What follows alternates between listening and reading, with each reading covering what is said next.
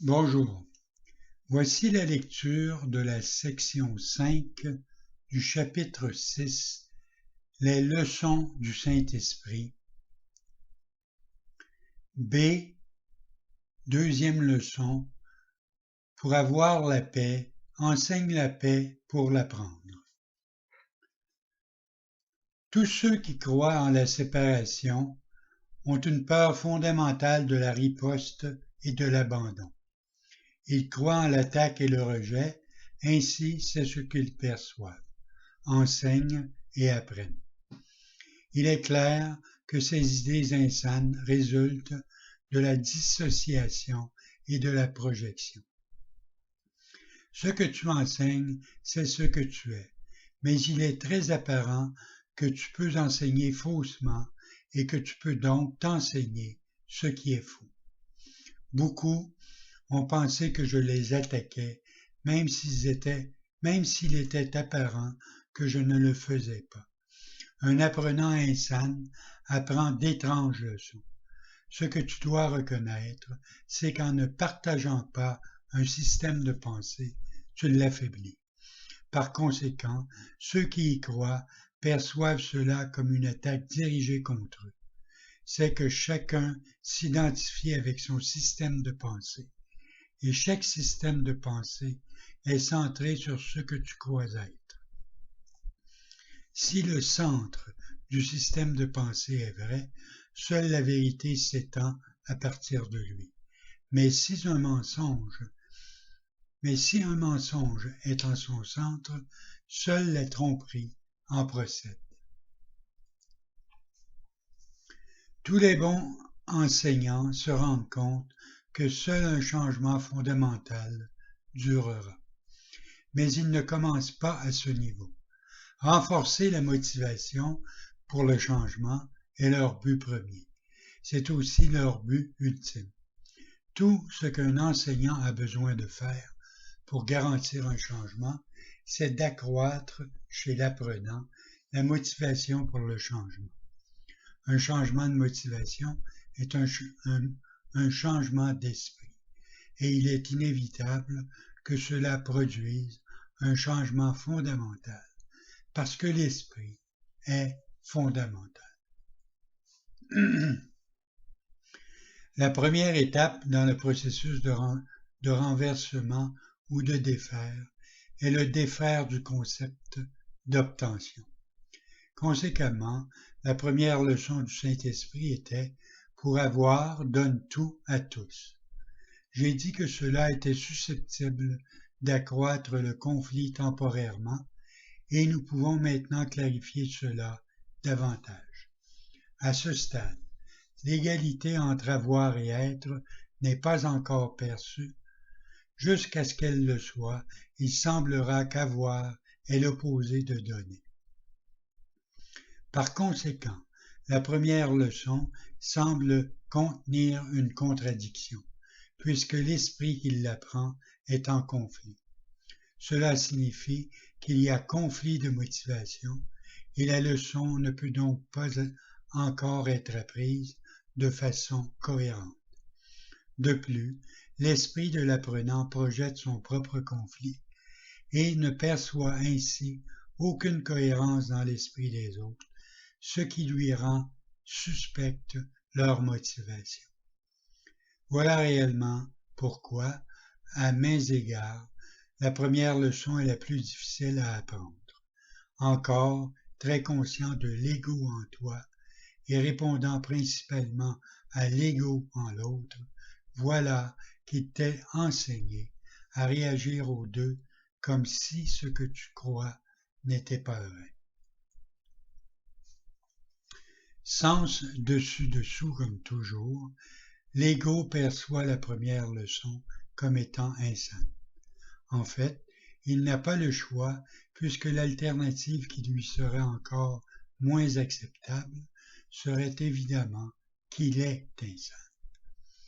Le jugement de l'ego, ici comme toujours, est prédéterminé par ce qu'il est.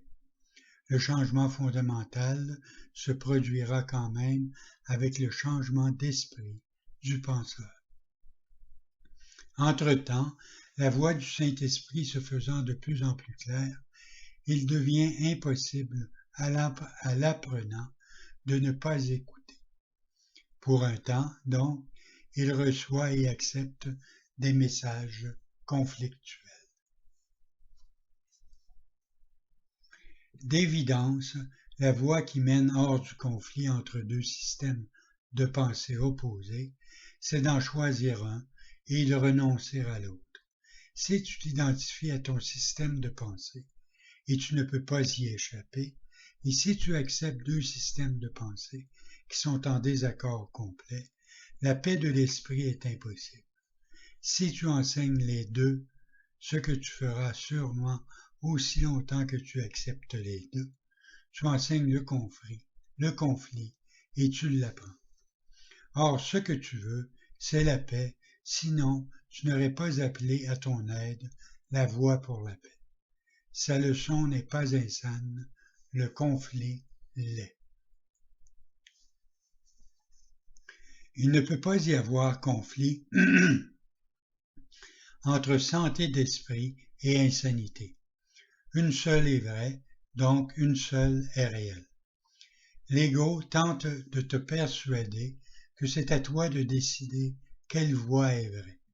Mais le Saint-Esprit t'enseigne que la vérité fut créée par Dieu et que ta décision ne peut la changer. Lorsque tu commences à te rendre compte du pouvoir tranquille de la voix du Saint-Esprit et de sa parfaite constance, il doit aussi commencer à se faire jour dans ton esprit que tu essaies de défaire une décision qui fut prise pour toi irrévocablement. Voilà pourquoi j'ai suggéré plus tôt que tu te rappelles de laisser le Saint-Esprit décider de choisir Dieu pour toi. Il ne t'est pas demandé de prendre des décisions insanes, quoi que tu puisses le penser. Toutefois, cela doit être insane de croire que c'est à toi de décider quelles sont les créations de Dieu. Le Saint-Esprit perçoit le conflit exactement tel qu'il est. Par conséquent, sa seconde leçon est « Pour avoir la paix, enseigne la paix pour l'apprendre ». Ceci est encore une étape préliminaire, puisqu'avoir et être ne sont toujours pas assimilés l'un à l'autre. Toutefois, elle est plus avancée que la première étape, qui n'est réellement que le début du renversement de la pensée. La seconde étape est une affirmation positive de ce que tu veux.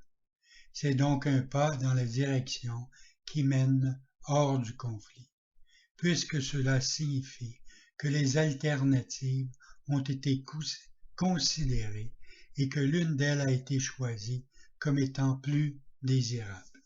Néanmoins, l'expression plus désirable implique encore qu'il y a des degrés de désirabilité.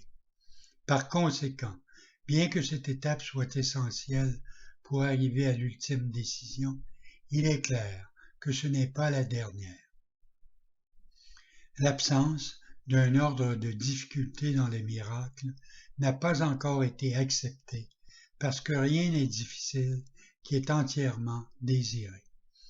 Désirer entièrement, c'est créer, et créer ne peut pas être difficile si Dieu lui-même t'a créé, créateur.